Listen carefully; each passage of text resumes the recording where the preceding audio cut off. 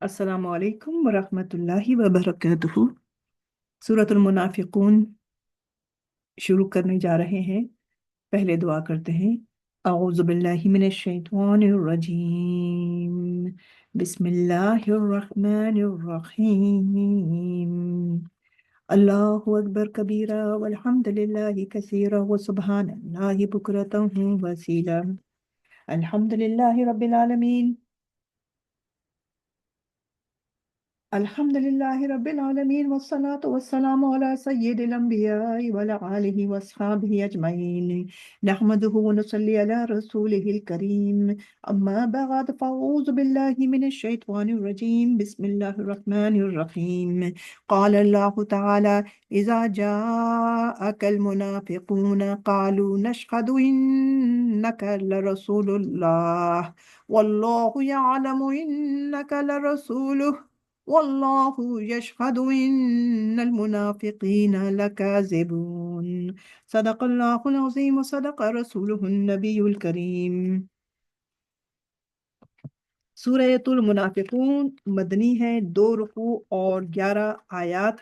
पहले रुकू में मुनाफिकीन की खसलतें, खुसूसियात, कैरेक्टरिस्टिक्स बयान की जा रहे हैं। और सेकंड रुकू के अंदर मुसलमानों को बताया जा रहा है कि ए मुसलमानों, उनको आम, यानी उनको बताया जा रहा है, उन्हें हिदायत दी जा रही है कि तुम्हें कैसा होना चाहिए। और इस सूरत के अंदर मदीने के जो मुनाफिकीन हैं उनकी कारस्तानियों का पर्दा चाक किया जा रहा है। और जैसे मैंने बताया कि मुसलमान, ये जो सेकंड रुकू है इसमें मुसलमानों को हिदायत दी गई है कि इनको कैसे होना चाहिए। तो आप सल्लल्लाहु अलैहि वसल्लम जब मक्के में रहते थे और हिजरत नहीं की थी, तो वहाँ 2 किस्म के लोगों का, मुशरिकीन का और काफिरों का सामना करना पड़ा था वहाँ पे। और वो दुश्मन थे, जानी दुश्मन थे, कि इवन के हिजरत करनी पड़ गई वहाँ से इन लोगों की वजह से, मुशरिकीन और काफिरों की वजह से।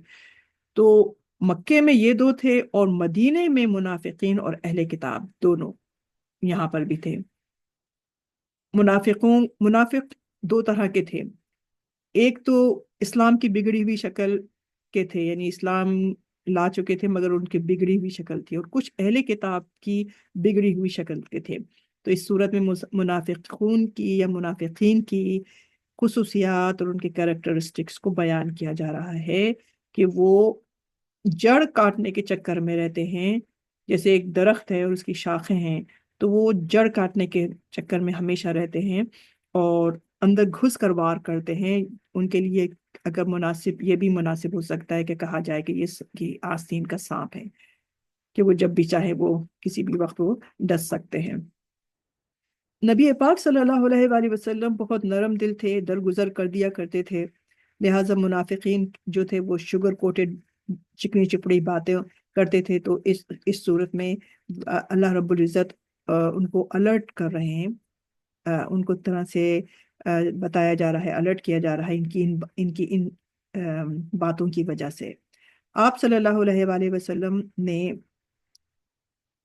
यानी आप तो इतने नरम दिल थे कि मुनाफिकों का सरदार जो था अब्दुल्ला बिन उबई, उसका जनाजा तक पढ़ा दिया। तो आप सल्लल्लाहु अलैहि वसल्लम की ये रहमत थी। तो अल्लाह रब्बुल इज़्ज़त ने फरमाया कि ए महबूब सल्लल्लाहु अलैहि वसल्लम, जो आपकी बारगाह में, आपकी दरबार में, आपकी मस्जिद में आकर वो बैठे, वो यानी बारगाह में आए और इज्जत से बैठे, आपसे अच्छे ताल्लुकात बरकरार रखे, तो वो हमारा है। लेकिन जो आपके साथ अच्छे ताल्लुकात बरकरार नहीं रखता है, तो वो हमारा भी नहीं हो सकता, उसका हमसे कोई ताल्लुक नहीं है। इसी सूरत की इसकी जो चौथी आयत है, उसमें ये भी बयान किया जा रहा है कि ये लोग जो है वो बड़े आपको गुड लुकिंग नजर आएंगे, बड़े आपको अच्छे नजर आएंगे। यानी किसी शख्स को पसंद करने का जो मेयार है वो यही है ना, कि वो इंसान बड़ा गुड लुकिंग हो, बड़ा अच्छा नजर आता हो और स्मार्ट लगता हो, और ऑन टॉप ऑफ दैट क्या हो, उसका उसका अंदाजे बयान जो है वो भी बड़ा अच्छा हो। तो वो बात बड़ी इंप्रेसिव हो जाती है। तो ये मुनाफिकून की ये यहाँ पर जो इनका ये भी कैरेक्टरिस्टिक था, जैसे कुरान बता रहा है कि आपको इनके जिस्म जो है वो आपको कहीं वो लुभा ना दें, आप इनकी उसमें मत आ जाइएगा कि इनकी बात तो ऐसी है कि वही यकूलू तस्मा लिकौलिहिम, कि उनकी जो बात अगर आप सुने तो बस सुनते ही रह जाएं। यानी वो इतनी आराम से मध्यम आवाज में बड़े आराम से वो गुफ्तगू करते हैं, और उनके जिस्म और उनके कपड़े और उनका डील डॉल जो है वो इतना लुभा देने वाला होता है कि इंसान जो है वो उसमें मरूब हो जाए। तो यहाँ अल्लाह रब्बुल इज़्ज़त अलर्ट कर रहे हैं कि आप इनकी इस तरह में मत आ जाइएगा, ये मुनाफिक हैं। तो उनको अलर्ट किया जा रहा है, उनको कशीदा यानी पर्दा कशी की जा रही है, उनकी उनको बताया जा रहा है। तो और मुसलमानों को भी यहाँ पर नसीहत की जा रही है। तो जैसे मैंने पहले बताया कि पहला रुकू मुनाफिकों की इस्लाह के लिए है, और दूसरा रुकू मुसलमानों की इस्लाह के लिए है।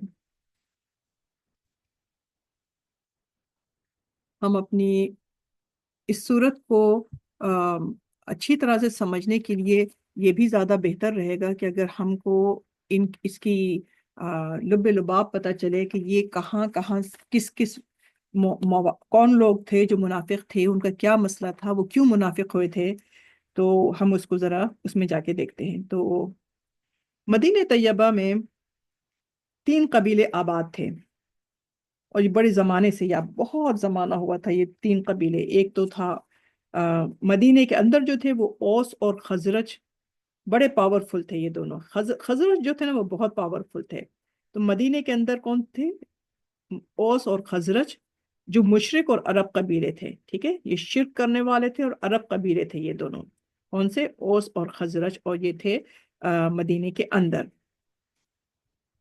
जो तीसरी जो कौम थी मदीने में जो आबाद थी, वो यहूद थी। और यहूद जो थे ये इनकी भी 3 किस्में थी, इनकी भी 3 आबादियाँ थी। एक इनका एक ब्रांच इनकी कहलाती है बनु कैनुका, जो आबादी में रहते थे। और एक इनकी जो कौम थी, एक इनकी जो ब्रांच थी वो थी बनु नज़ीर, और एक थी बनु कुरैजा। तो ये दोनों जो थे मस्जिद नबवी से 2.25 मील, समझ ले 2.25 मील दूर, मदीने के आउटस्कर्ट सबब जैसे आजकल के ज़माने में, तो वहाँ रहते थे कौन? बनु कुरैजा और बनु नज़ीर। तो ये दोनों कबीले जो थे, यानी ये दो जो थे यहूद की ब्रांचेस, ये 2.25 मील के रास्ते पर रहती थी, फासले पर रहती थी आउटस्कर्ट में। और समझ लें कि जैसे मैंने कहा सबब वगैरह में। लेकिन जो बनु कैनुका थे वो आबादी में ही रहते थे, और ये यहूद थे। तो ये 3 किस्म हो गई। तो औस और खजरज जो मुशरिक और अरब कबीले थे, उनमें एक जमाने से दुश्मनी चली आ रही थी। बहुत जरा सी कोई बात हो जाए तो वो ना आपस में शादी करते थे, ना आपस में लेन देन करते थे, ना तिजारत करते थे, ना बात करते थे। कुछ भी उनका आपस में कुछ भी नहीं थी, बस उनकी दोनों की लड़ाई थी। और खजरत जैसे मैंने बताया बहुत पावरफुल थे। और यहूद जो थे वो उनकी लड़ाई से बड़ा फायदा उठाते थे, क्योंकि ये पढ़े लिखे थे, इनके पास किताब थी। तो वो उनको उनसे जाके पूछते थे, और ये कहते थे कि हाँ ठीक है, हम तुम्हारे फैसला करा देंगे। तो हम तुम्हारा फैसला करा देंगे, या हम तुम्हारी लड़ाई को रोक देंगे, या हम तुम दोनों में देखते हैं, तुम दोनों की बात बात करते हैं हम। तो यहूद उनकी लड़ाई से बहुत फायदा उठाते थे। ये दोनों कबीले हर वक्त लड़ते रहते थे। लेकिन जो यहूद थे उनकी ख्वाहिश थी कि ये हमेशा लड़ते रहें, और ताकि यहूद जो है इनके ऊपर रूल करते रहें।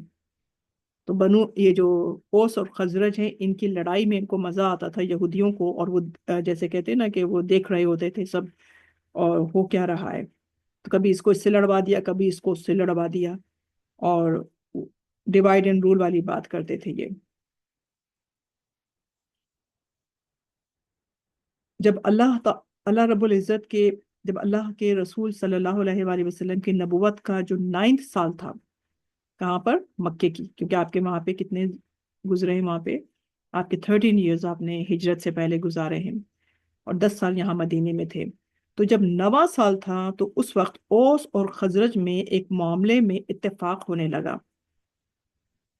वो ये कि یہ لوگ لڑ کے یہ تھک چکے تھے، تو خزرج جو تھا وہ قبیلہ، اس کا ایک شخص عبداللہ بن ابی کو بادشاہ بنانا چاہتا تھا، جو کہ عبداللہ بن ابی جو تھے وہ کس کا تعلق تھا؟ وہ منافق تھا، اور وہ خزرج قبیلے سے تعلق تھا۔ تو وہ جو لوگ تھے وہ چاہتے تھے کہ ایک ان کو بادشاہ بنا دیا جائے، ان کے سر پہ تاج رکھ دیا جائے، ان کو لیڈر بنا دیا جائے، تاکہ یہ جو تھے وہ اوس اور خزرج کے آپس میں جو تعلقات تھے ان کی وہ یعنی ایک طرح سے ان کی بابت فیصلہ کریں، جس طرح سے کورٹ کچہری ہوتی ہے اس طرح سے۔ اچھا، یہ 9 ہجری کی بات ہو رہی ہے، سوری 9 نبوت کا سال ہے، ہجری کی بات نہیں ہے، 9 نبوت کی سال کی بات ہو رہی ہے، مکی لائف کی بات ہو رہی ہے۔ اور ابھی کتنا سال باقی ہے آپ کو ہجرت کرنے میں؟ 4 سال باقی ہیں آپ کو، تو ابھی 4 سال نہیں ہوئے تو وہاں پر یہ عبداللہ بن ابی جو تھا، اس کو یہ لوگ کہہ رہے تھے کہ ہم انہیں بادشاہ بنا دیں گے، تو اس کے لیے تاج بھی تیار کر لیا گیا تھا، اور پھر یہ لوگ حج کے لیے چلے گئے۔ جو مدینے میں جو لوگ تھے، یہ مدینے میں جو لوگ تھے یہ لوگ حج پر چلے گئے، کہاں؟ مکے آ گئے۔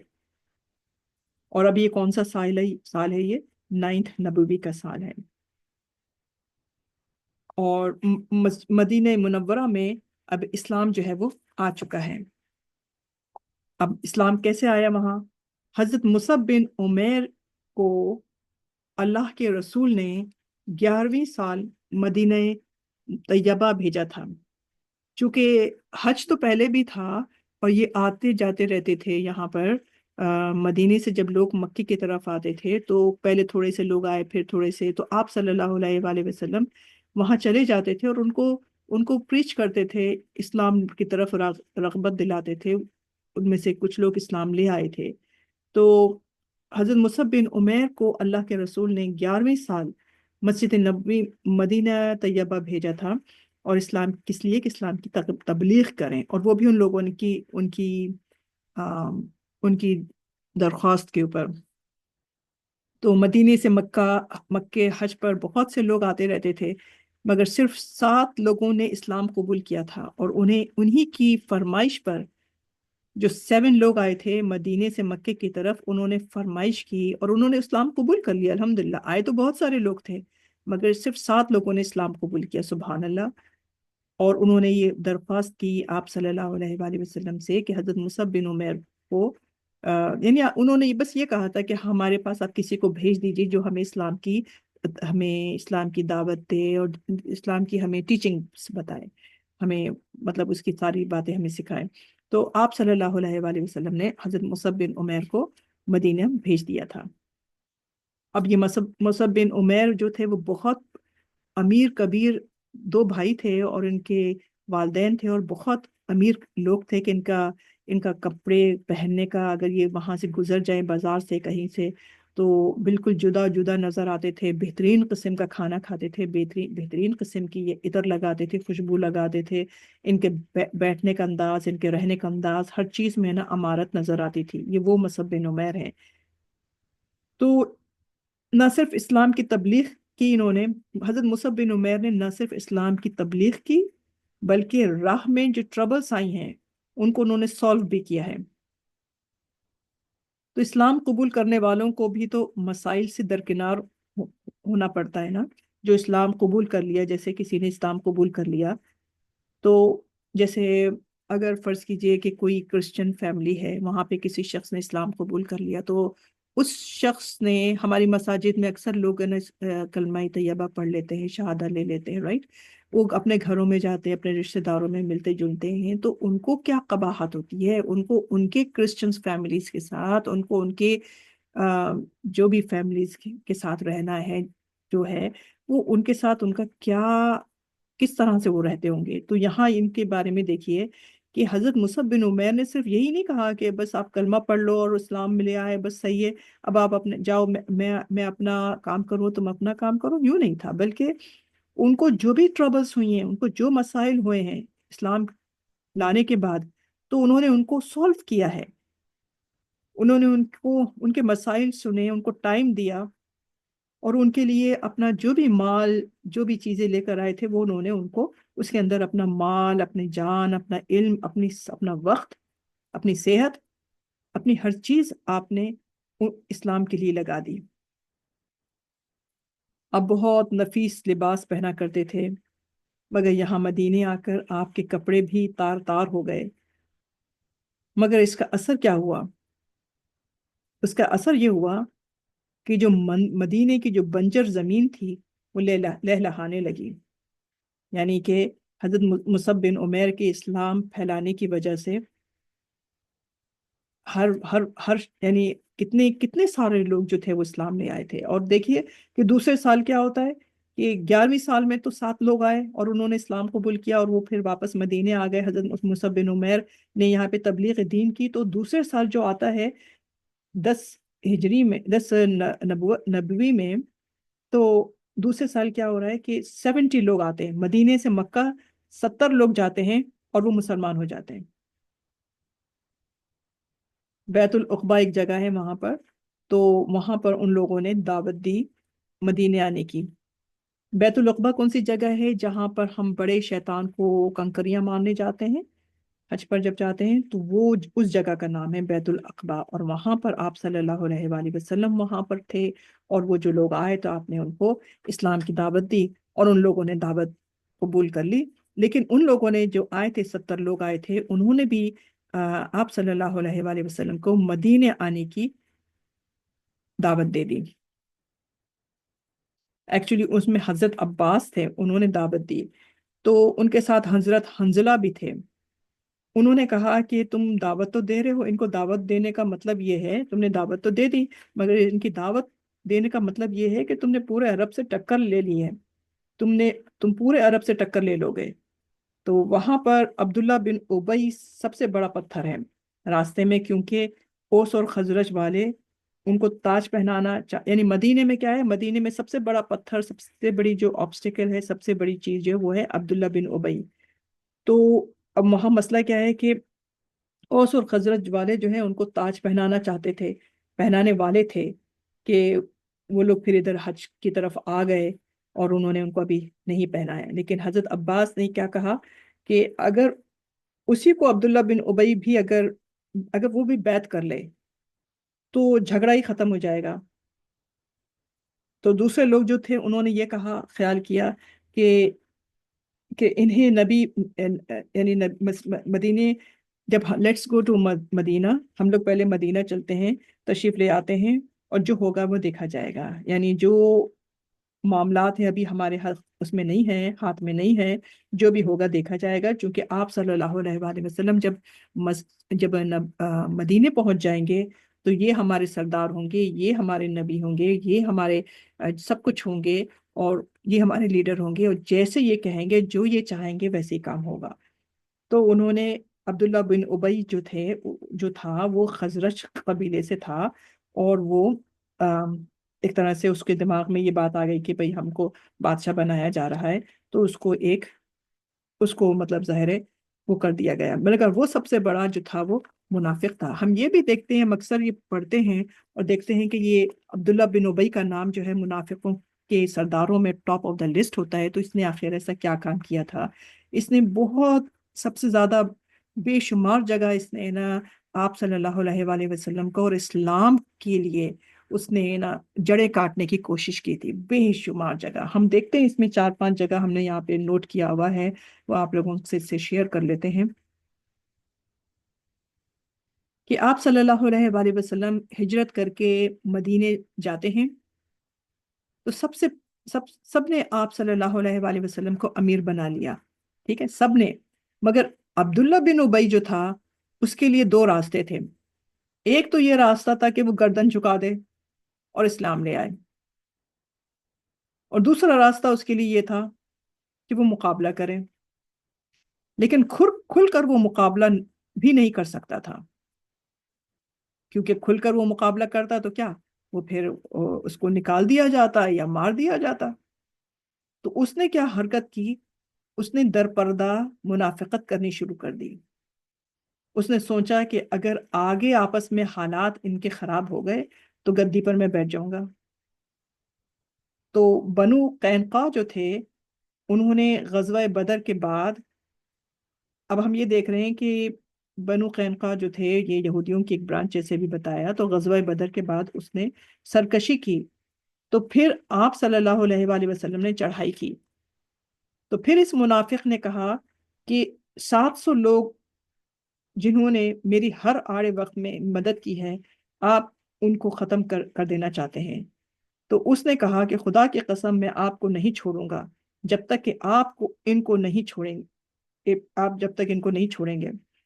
تو آپ صلی اللہ علیہ وآلہ وسلم نے اس کی بات نہیں مانی اور بنو قینقاع کا علاج کر دیا۔ اور غزوہ احد میں کیا ہوتا ہے، یعنی ایک تو یہ بات اس نے کہی، کتنی بڑی بات کر دی ہے کہ آپ صلی اللہ علیہ وآلہ وسلم کے یہ خلاف گیا ہے، اور دوسری جو بات ہوئی ہے وہ غزوہ احد پر کہ مشرکین مکہ نے 3000 لوگوں کو لے کر چڑھائی کی، اور غزوہ احد کب ہوئی؟ 3 ہجری میں۔ تو مشرکین مکہ نے 3000 لوگوں کو لے کر چڑھائی کی، تو آپ صلی اللہ علیہ وآلہ وسلم نے آخر کار فیصلہ یہ کیا کہ باہر جا کر یعنی احد کے مقام پر لڑائی کرتے ہیں، اور یہ کہہ رہا تھا کہ نہیں مدینے میں کریں گے۔ تو آپ صلی اللہ علیہ وآلہ وسلم کے ساتھ 1000 لوگ تھے، تو عبداللہ بن ابی نے صرف اس بات پر کہ اس کی بات نہیں مانی، تو آگے جا کر بیچ راستے سے 300 لوگوں کو اپنے ساتھ لے آیا۔ اس نے یہ کیا کہا تھا کہ ہم یہیں سے کریں گے، لیکن یہاں پر اس نے لیڈر کو نہیں بات مانی، لیڈر کی بات نہیں مانی، اور اس نے نہ صرف خود آ گیا بلکہ 300 لوگوں کو بھی اپنے ساتھ وہ لے کر آ گیا۔ تیسری مرتبہ سن 5 ہجری میں بنو نذیر اور جو کہ یہود تھے ان پر آپ جب آپ نے چڑھائی کی تو ان کی دغا بازیوں کی وجہ سے تو اس نے پھر انہیں پیغام بھیجا، ہم یہ سورہ حشر میں دیکھ چکے ہیں کہ تم اپنے گھر کہ پیغام بھیجا کہ تم اپنے گھر خالی نہیں کرنا اور ہم تمہارے ساتھ ہیں۔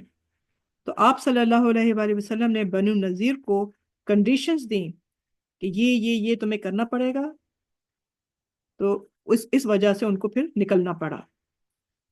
اور چوتھا موقع جو تھا اس میں کیا ہوا کہ اس کی منافقت کا جو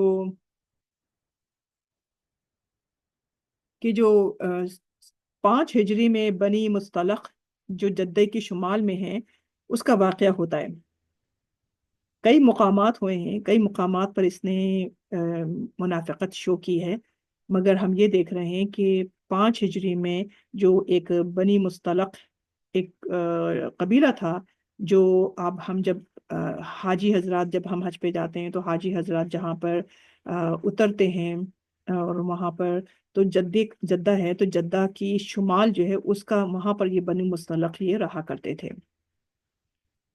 وہاں یہ ہوا یہ کہ ایک کنواں تھا، اور اس کنویں میں کیا ہوا تھا، پانی لینے کے لیے جانا تھا، تو حضرت عمر رضی اللہ تعالیٰ عنہ کے خادم تھے جہجہ، وہ کنویں پر گئے پانی لینے، اور وہ مہاجرین میں سے تھے، اور دوسرا جو تھا ایک فرد اور ایک اور تھا جو انصار کا تھا، اور وہ حلیف تھے، صنعان نام تھا شاید، دونوں پانی لینے کے لیے جاتے ہیں کنویں پر، تو آپس میں کسی بات پر ان کا آرگیومنٹس ہو جاتا ہے، تو جہجہ نے جو صفان ہیں ان کو ایک لات مار دی۔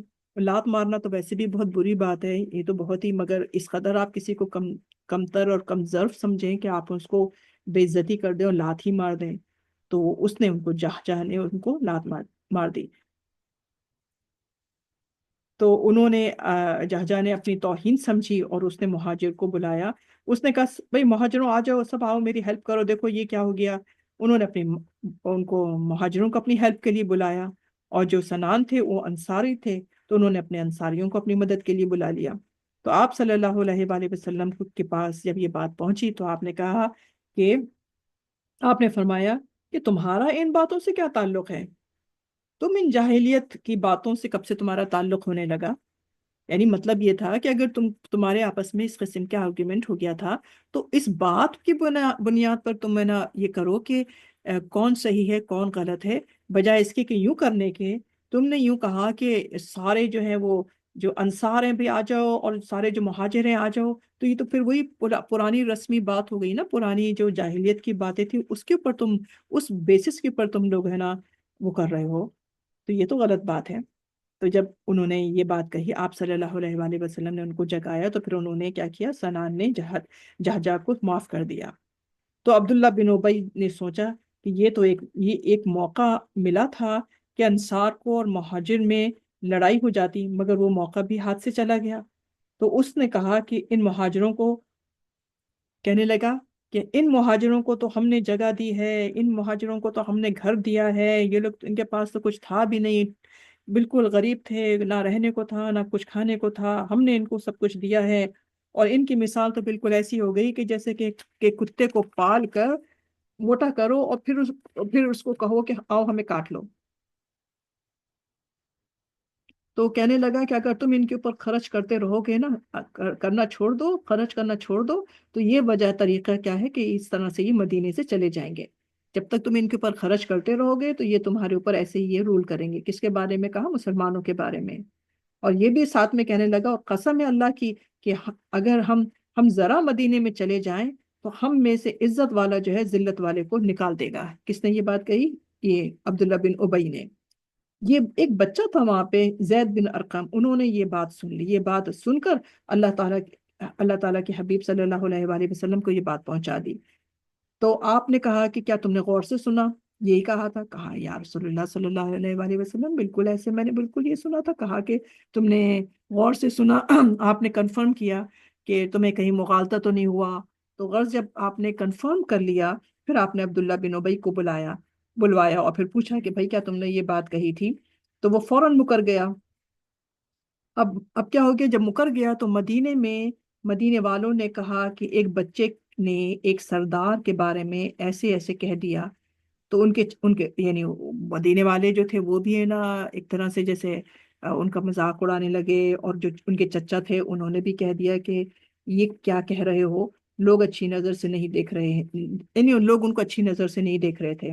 और उनके चचा ने भी कह दिया कि भाई तुम ये क्या कह रहे हो। और ये वाली सब बातें हो गई, राइट। एक बच्चा था, और उनकी उनकी बात के ऊपर किसी ने फिर बात नहीं, यानी कान नहीं धरे, और ये वाली बात हो गई। आप सल्लल्लाहु अलैहि वसल्लम ने फौरन हुक्म दिया कि काफिला कूच करेगा, इसी वक्त काफिला जो है कूच करेगा। लिहाजा 30 घंटे तक बराबर सफर जारी रहा। यहाँ तक कि एक अंसारी ने कहा कि या रसूलुल्लाह सल्लल्लाहु अलैहि वसल्लम, आपकी तो आदत शरीफ ऐसी नहीं है कि बराबर सफर करते रहे, यानी आप जाते हैं मगर हम स्टॉप बाय करते हैं, हम लोग थोड़ा रुकते हैं फिर आहिस्ता आहिस्ता जाते हैं, तो आपकी तो ऐसी आदत नहीं है, तो आप ऐसे कैसे जा रहे हैं? और आप सल्लल्लाहु अलैहि वसल्लम की ये जो उनकी जो हिकमत थी वो ये थी कि ना यहाँ पे हम ठहरेंगे और ना ही यहाँ पर है ना लड़ाई झगड़े होंगे और ना इस किस्म की बातें होंगी, तो इनको लेके जाते हैं। तो वो आप सल्लल्लाहु अलैहि वसल्लम ने उन अंसारी की इस क्वेश्चन के ऊपर जब उन्होंने पूछा तो आपने फरमाया कि तुम्हें अपने साथी के बारे में की बात नहीं पता चली, तुमने नहीं सुना कि उन्होंने क्या हरकत की है?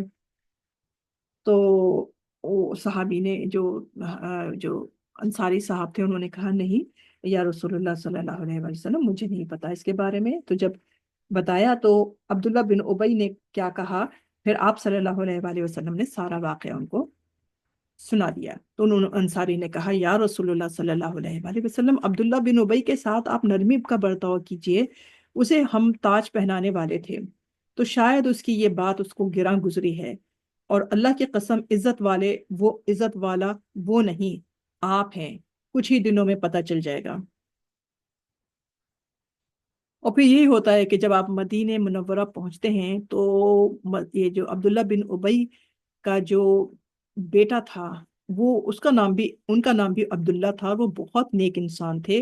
वो मस्जिद सॉरी मदीना तैयबा पहुंचते ही उन्होंने खड़े हो गए रास्ते में और कहा, अपने बाप के लिए कहा कि तू इसमें दाखिल नहीं होगा जब तक कि तू है ना माफी ना मांगे, जब तक कि तुझे ना आप सल्लल्लाहु अलैहि वसल्लम इजाजत ना दें।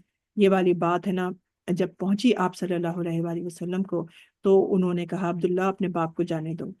तो फिर उन्होंने कहा कि आ- अल्लाह के रसूल ने इजाजत दी है तो तुम जा रहे हो, वरना तुम अंदर जा नहीं सकते थे।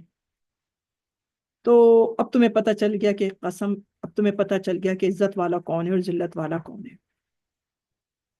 और फिर क्या होता है, ये वाली बात हो गई यहाँ पे। अब आप सल्लल्लाहु अलैहि वसल्लम, देखा जो पड़ाव डाला उन लोगों ने वहां पे। और फिर अभी ये बहुत बहुत थक गए थे ये लोग। तो जैसे ही ये लोग यानी सुबह, अभी सुबह हुई भी नहीं थी कि आपने सबको कहा कि भाई सब तैयार हो जाओ, काफिला कूच करेगा। तो और से ये लोग वहां से कूच करके और ये लोग आगे पहुंचे। तो अभी ये लोग यहाँ पर जो काफिला था अभी आगे पहुंचे ही था, तो वहां एक एक और बात होती है। क्या? कि बीबी आयशा का जो हार गुम हो जाता है वो यहीं पर ही होती है। क्या हुआ यहाँ पे कि सब खूब थक हार कर चूर हो गए थे, और फिर आप सल्लल्लाहु अलैहि वसल्लम ने हुक्म दिया कि पड़ाव डाला जाए। पड़ाव डाला, सहाबा सो गए। सुबह होने से पहले आपने फिर हुक्म दिया कि चलो। तो बीबी आयशा इस सफर में थी, साथ में थी, वो कज़ाए हाजत के लिए गई। तो उनका हाथ टूट गया। वो हाथ टूट गया तो यानी वो बिखर गया। तो वो आप मोती चुनने लगी और देखने लगी। इतनी देर में क्या था कि काफिला चल दिया। और उस जमाने में क्या था कि आप लोग, आपने बाद में बताया कि क्योंकि खाना कम होता था, हम लोग कम खाना खाते थे, तो हमारा वजन भी कम था। तो हौदत जो एक कैमल के ऊपर या जानवरों के ऊपर जो रखा, सवारी पे रखी जाती है, उसमें लेडीज बैठती थी।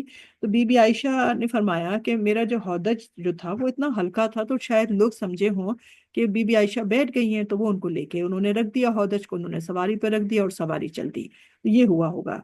यहाँ पे होता क्या है इसके बाद, होता ये है कि जब वो सवारी चली गई, सब काफिला चला गया, तो आप सल्लल्लाहु अलैहि वसल्लम ने हजरत एक एक सहाबी थे, जो उनको, जो बाद में कोई किसी जगह अगर काफिला रुकता था तो फिर वो उनको उस जगह पे जरा चेक करने के लिए कि कोई कुछ चीज रह तो नहीं गई है पीछे। तो वो चेक करते थे, और वो उनको उस जगह पर जब वो पहुंचे वहां पर, तो देखा कि बीबी आयशा लेटी हुई हैं। चूंकि आप लेट गई थी और थकी हुई थी तो सो भी गई। और उस जमाने में क्या नाम है, आपके चेहरे से चेहरे पर पर्दा नहीं था। तो वो जो सहाबी थे, वो उन्होंने आप बीबी आयशा को पहले देखा हुआ था।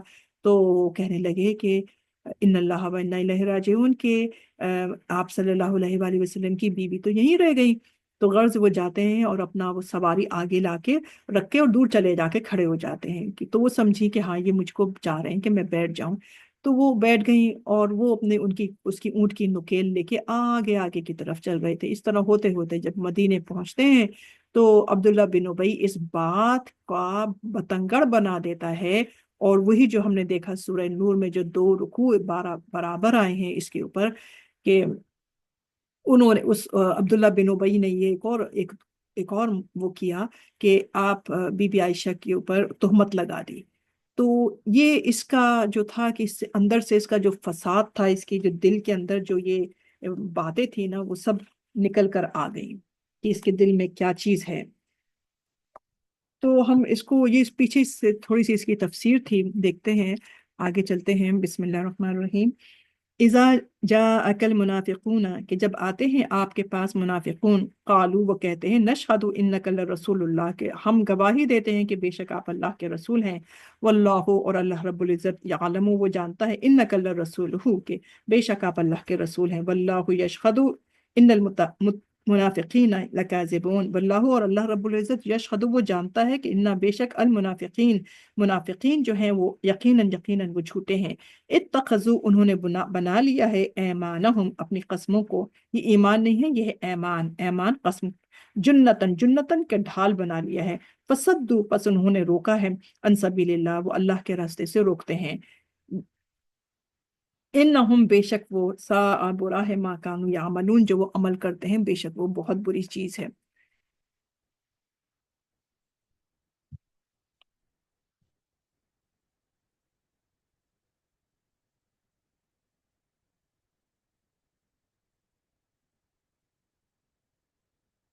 ज़ालिका, ये इस वजह से कि, बिअन्नहुम, इस वजह से कि वो, आमनू, वो ईमान लाए थे, सुम्मा, फिर कफरू, फिर वो उन्होंने कुफर किया, फतुबिआ, वापस तुबिया, तबा, मोहर लगा देना, مہر جو ہے وہ کوئی اسٹیمپ نہیں ہے، مہر اس چیز کو کہتے ہیں جو ہم دیکھتے ہیں کہ فَطُبِعَ عَلَىٰ قُلُوبِهِمْ کی دلوں پر مہر کیسے لگتی ہے، جب انسان برائی کرتا ہے، کوئی برے کام کیے چلا جاتا ہے پے در پہ، تو ایک ایسا وقت آ جاتا ہے کہ اس کو برائی نہیں لگتی ہے، اور اس کو نیکی کی اس کو توفیق بھی نہیں ہوتی ہے، وہ نیکی کی طرف اس کی رغبت بھی نہیں ہوتی ہے، اس کا دل بھی نہیں چاہتا ہے اس کو نیکیاں کرنا، اس کے لیے بہت بھاری چیز ہو جاتی ہے، جبکہ برائی کرنا اس کے لیے بڑا آسان ہو جاتا ہے۔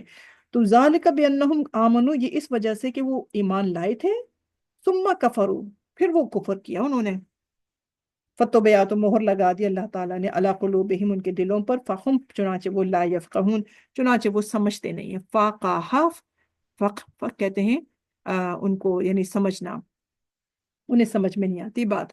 وَإِذَا، اور جب رأیتہم آپ انہیں دیکھیں، تو تعجبک کہ آپ کو اچھے لگیں گے، اجسامہم ان کے جسم آپ کو اچھے لگیں گے، وَإِن، اور اگر یقولوا وہ کہیں، تسمع لقولہم، تسمع کا مطلب ہے تا تم، اور سما سننے سے کہ تم سنتے رہ جاؤ گے، اگر جب وہ بولیں گے، جب اپنے منہ کھولیں گے تو وہ بولتے رہیں گے، لقولہم ان کی باتیں جو ہیں آپ سنتے چلے جائیں گے، کأنہم گویا کہ وہ خشب لکڑیاں ہیں، مسندہ، مسندہ کو مسند سے یاد رکھیں، مسند ہوتی ہے اوپر جگہ پر، تو مسندہ جو ہے وہ ٹیک لگائی ہوئی لکڑیاں ہیں، لکڑیوں کی مانند ہیں کہ وہ اس طرح سے بیٹھتے تھے، ویسے وہ مسجد نبوی میں بھی دیوار سے لگا کے یا ٹیک لگا کر اس طرح بیٹھا کرتے تھے جیسے کوئی سردار ہے، وہ یوں نہیں بیٹھتے تھے کہ جیسے یوں نہیں حاضر ہوتے تھے جیسے کہ آپ صلی اللہ علیہ وآلہ وسلم کی محفل میں لوگ صحابہ کرام آیا کرتے تھے، یحسبون، وہ سمجھتے ہیں، کل ہر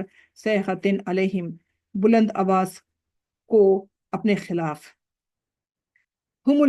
ہم وہی العدو، اصل دشمن ہیں، فاحذرہم، چنانچہ آپ ان سے چوکنا رہیے، قاتلہم اللہ، ہلاک کرے اللہ ان کو، انا، کہاں سے یؤفکون، وہ بہکائے جا رہے ہیں، وَإِذَا قِیلَ، اور جب کہا جاتا ہے لہم ان سے، تعالو، کہ آؤ، یستغفر لکم، تمہاری بخشش کر دیں، تمہاری بخشش کی دعا کریں، رسول اللہ، اللہ تعالیٰ کے رسول، لبو رؤوسہم، تو وہ پھیر لیتے ہیں اپنے رؤوس، اپنے سروں کو، ورعایتہم، اور آپ انہیں دیکھیں گے، یسدون، وہ رک جاتے ہیں، وہم، اور وہ مستکبرون، وہ تکبر کرنے والے ہیں، سواء علیہم، برابر ہے ان کے لیے، فرتا، کہ آپ بخشش کی دعا کریں، لہم ان کے لیے، ام لم تستغفر لہم، یا آپ ان کے لیے بخشش کی دعا نہ کریں، لن، ہرگز نہیں، یغفر اللہ لہم، اللہ تعالیٰ معاف نہیں کرے گا انہیں، ان اللہ لا یہدی القوم الفاسقین، بے شک اللہ رب العزت نہیں ہدایت دیتا اس قوم کو، جو ان لوگوں کو جو نافرمان ہیں، ہم الذین یقولون، ہم الذین، یہ وہی لوگ ہیں جو کہتے ہیں، یقولون، جو کہتے ہیں کیا، لا تنفقوا، کہ تم نہ خرچ کرو، الا اوپر، من، جو عند رسول اللہ، جو اللہ تعالیٰ جو رسول اللہ صلی اللہ علیہ وآلہ وسلم کی محفل میں ہیں، جو آتے ہیں، جو آپ کی معیت میں ہیں، جو آپ کے پاس بیٹھتے ہیں، جو آپ کی محفلوں میں بیٹھتے ہیں، آپ کے ساتھ رہتے ہیں، آپ کی مدد کرتے ہیں، تم ان کے اوپر خرچ مت کرو، یہ کہتے ہیں یہ لوگ، حتیٰ ینفدوا، یہاں تک کہ وہ منتشر ہو جائیں، وَلِلَّهِ، حالانکہ اللہ تعالیٰ کے ہیں، خزائن السماوات والارض، وہ یہ نہیں جانتے کہ جو خزانہ، جو دینے والا ہے کون ہے، اللہ رب العزت ہی کے پاس تو تمام خزانے ہیں آسمانوں اور زمین کے، وَلَكِنَّ الْمُنَافِقِينَ لَا يَفْقَهُونَ، اور لیکن جو یہ منافق ہیں یہ نہیں سمجھتے، یقولون، وہ کہتے ہیں، لئن، اگر، رجعانا، اگر،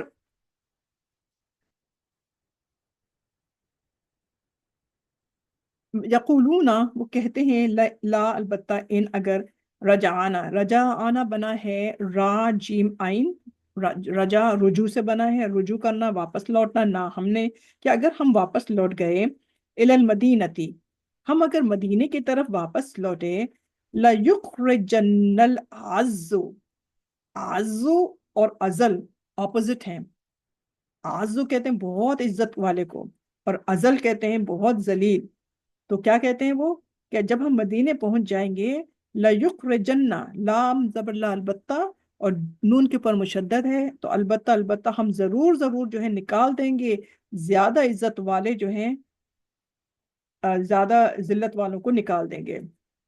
وَلِلَّهِ الْعِزَّةُ وَلِلَّهِ وَلِلَّهِ، اور اللہ تعالیٰ ہی کے لیے ہے العزت، کہ جو عزت ہے وہ وَلِرَسُولِهِ، اور اللہ کے رسول کے لیے ہے، وَالْمُؤْمِنِينَ، اور ایمان والوں کے لیے، وَلَكِنَّ، اور لیکن، المنافقین، منافق جو ہیں، لا يعلمون، وہ نہیں جانتے۔ یا ایھا الذین آمنوا، اے وہ لوگو جو ایمان لائے ہو، لا تلہکم، نہ غافل کر دیں تمہیں،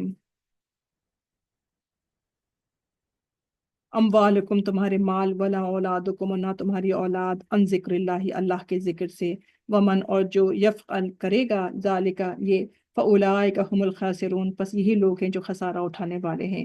وانفقوا، اور خرچ کرو، مما، اس میں سے، جو رزقناکم، جو ہم نے تمہیں دیا ہے، من قبل، اس سے پہلے کہ ان یاتیا، کہ آ جائے، احدکم الموت، تم میں سے کسی کو موت، فیقولا، تو وہ کہے، ربی، اے میرے رب، لولا، کیوں نہیں، اخرتنی، تو نے مہلت دی مجھے، الی اجل قریب، مدت تک کے لیے، فاصدق واکم من الصالحین، فاصدق، تو یا اللہ کہ تو مجھے موقع دے دیتا، تھوڑی سی ٹائم دے دیتا، تو میں کیا کرتا، میں صدقہ کر دیتا، فاصدق، کہ میں صدقہ کرتا، واکم، اور میں ہو جاتا، من الصالحین، نیک لوگوں میں سے ہو جاتا، ولن، اور ہرگز نہیں، یؤخر اللہ، اللہ تعالیٰ نہیں مہلت دینے والا، نفسن، کسی جان کو، اذا، جب، آ جائے گی، اجلھا، مقرر مدت اس کی، واللہ، اور اللہ رب العزت، خبیر بما تعملون، پوری طرح سے باخبر ہے اس سے جو کہ تم عمل کرتے ہو۔ یہ تھی جناب سورۃ المنافقون، 11 آیات، 2 رکوع، مختصر سی صورت تھی، اور مگر اس کی تفسیر الحمدللہ بڑی ہے، بس یہاں پر اس کو ہم ختم کرتے ہیں۔ اللہ تعالیٰ سے دعا ہے کہ ہم سے اگر اس میں کوئی پڑھنے میں غلطی ہو گئی ہو تو اللہ رب العزت ہم کو بخش دے، ہم کو معاف کر دے۔ ربنا آتینا فی الدنیا حسنۃ وفی الآخرۃ حسنۃ وقنا عذاب النار وقنا عذاب القبر وقنا عذاب الحشر وقنا عذاب الدارین۔ السلام علیکم ورحمۃ اللہ وبرکاتہ۔